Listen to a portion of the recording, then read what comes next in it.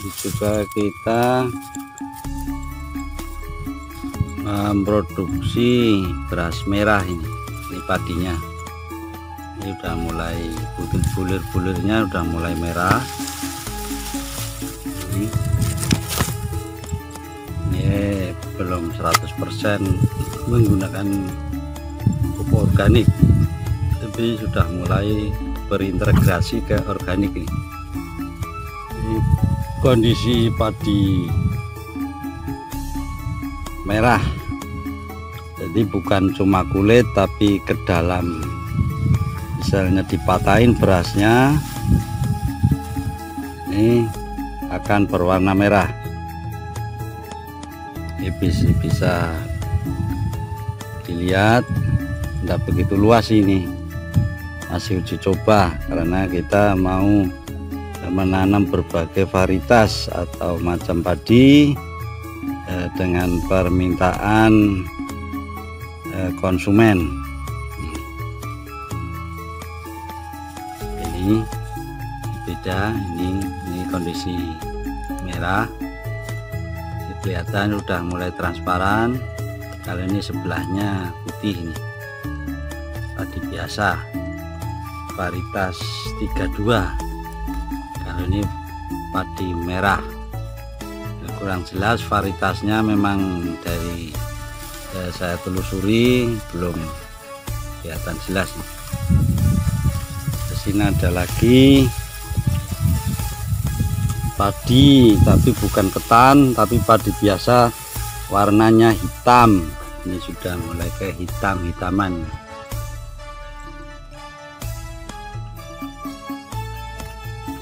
Ini belum saya cek berapa bulir satu malainya, berapa butir padi maksudnya dalam satu tangkai atau tongkol. Ini padi biasa tapi warnanya hitam sampai ke dalam-dalam hitam. Ini sudah mulai petani kita paham betul apa jenis apa, varietas apa, mau mencoba uji coba menanam padi yang kelihatan aneh, tapi saya yakin nanti suatu saat dicari yang membutuhkan. Nah, ini masih umur 75 ini. Sebetulnya umurnya imbang, dari jenis merah, hitam, ini 32 imbang. Bisa dilihat kacang tani. Alhamdulillah petani kita sudah mulai mau mencoba memvariasi varietas-varietas padi yang agak kelihatannya aneh, tapi insya Allah semua itu pasti ada manfaatnya. Kita bisa dilihat nanti dalam pemanenan, insya Allah kalau tidak terlewat.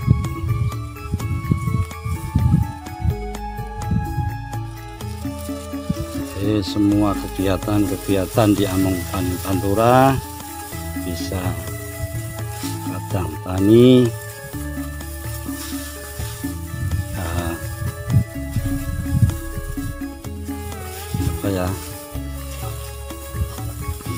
bisa untuk sebagai gambaran bahwasanya di apapun varietasnya, dimanapun tempatnya, kalau kita tepat dalam penanganan, terutama pemupukan.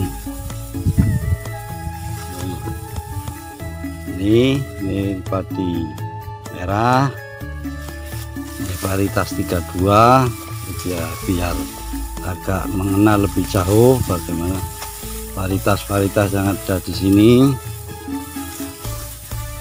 Tapi masih kalah dengan yang lain kayaknya, belum ada kayak di daerah luar Jawa. Kalau di Jawa rata-rata 32, 42, impari. Di Jerang tapi sudah amburadul ini. Petani yang tidak mau banyak mengeluarkan duit, ya, yang penting benih-benih padi yang di rumah dimanfaatkan. Padahal kalau kita jeli, kita bisa memilah untuk benih. Karena kalau kondisinya masih bagus, perawatan dan penjagaan kemurnian varietas tersebut kita bisa memakai berkali-kali. Maka kadang-kadang petani tidak mau repot, bisa batang tani ini Sadewa, tapi kelihatannya ini juga tidak serata tempat saya ini sudah ada campuran. Tempat saya walaupun Sadewa masih murni karena sangat hati-hati dalam pemilihan benih, calon untuk benih ditanam lagi. Ini Sadewa.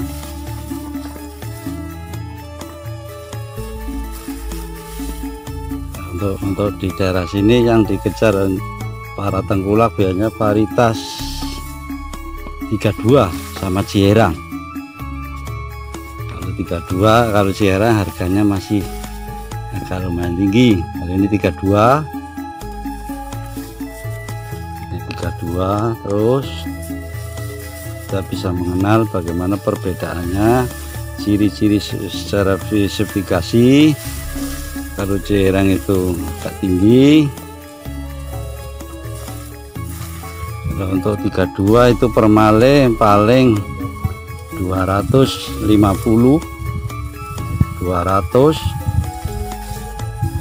Ini Cierang campuran, sisa-sisa mungkin ini. Kalau 32 juga ada dua jenis, yang berasnya empuk juga ada yang keras. Nah, ini Cierang, ini cuy, Cierang sudah berkali-kali turunan ini. Bisa dilihat ini, bisa dilihat untuk perbandingan.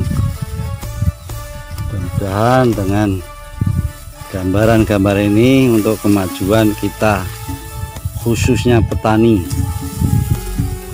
karena petani adalah mencari produk-produk yang paling unggul.